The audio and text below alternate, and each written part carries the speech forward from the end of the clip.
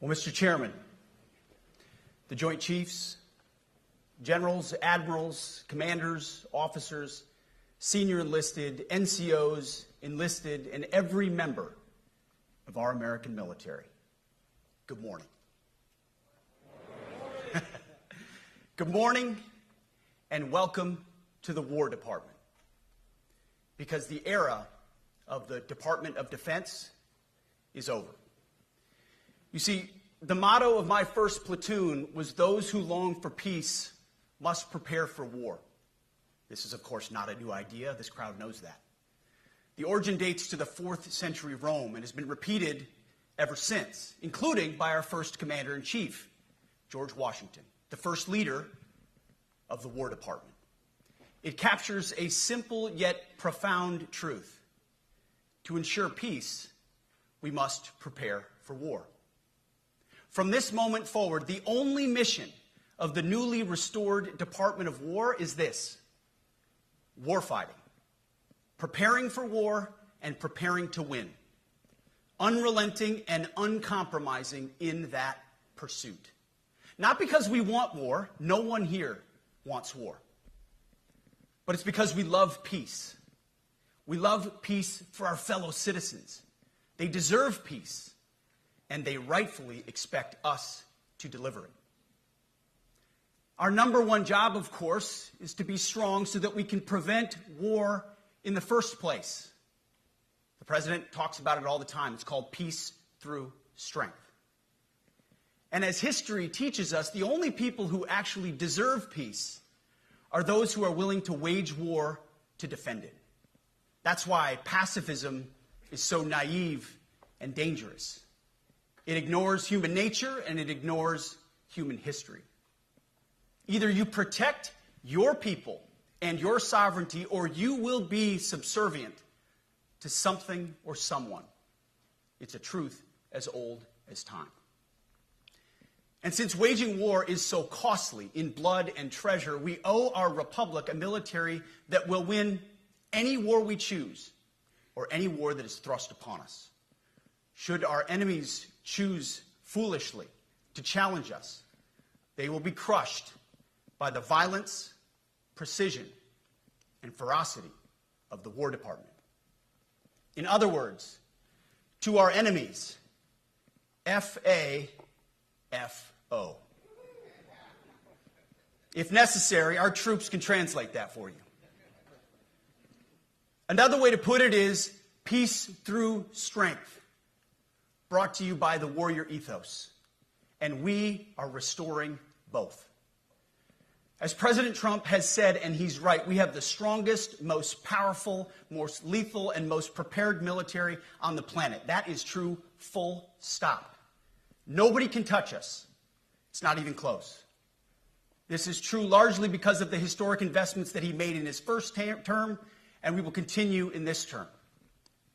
But it's also true because of the leaders in this room and the incredible troops that you all lead. But the world, and as the chairman mentioned, our enemies get a vote. You feel it, I feel it. This is a moment of urgency, mounting urgency. Enemies gather, threats grow. There is no time for games. We must be prepared. If we're going to prevent and avoid war, we must prepare now. We are the strength part of peace through strength. And either we're ready to win or we are not. You see, this urgent moment, of course, requires more troops, more munitions, more drones, more Patriots, more submarines, more B-21 bombers. It requires more innovation, more AI in everything and ahead of the curve. More cyber effects, more counter-UAS, more space, more speed. America is the strongest, but we need to get stronger and quickly. The time is now, and the cause is urgent.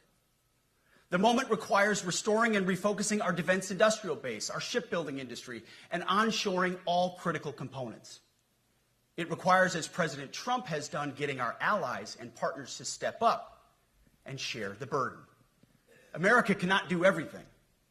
The free world requires allies with real hard power, real military leadership, and real military capabilities. The War Department is tackling and prioritizing all of these things. And I'll be giving a speech next month that will showcase the speed, innovation, and generational acquisition reforms we are undertaking urgently. Likewise, the nature of the threats we face in our hemisphere and in deterring China is another speech for another day, coming soon. This speech, today, as I drink my coffee, this speech today is about people, and it's about culture. The topic today is about the nature of ourselves. Because no plan, no program, no reform, no formation will ultimately succeed unless we have the right people and the right culture at the War Department. If I've learned one core lesson in my 8 months in this job, it's that personnel is policy. Personnel is policy. The best way to take care of troops is to give them good leaders committed to the warfighting culture of the department. Not perfect leaders, good leaders.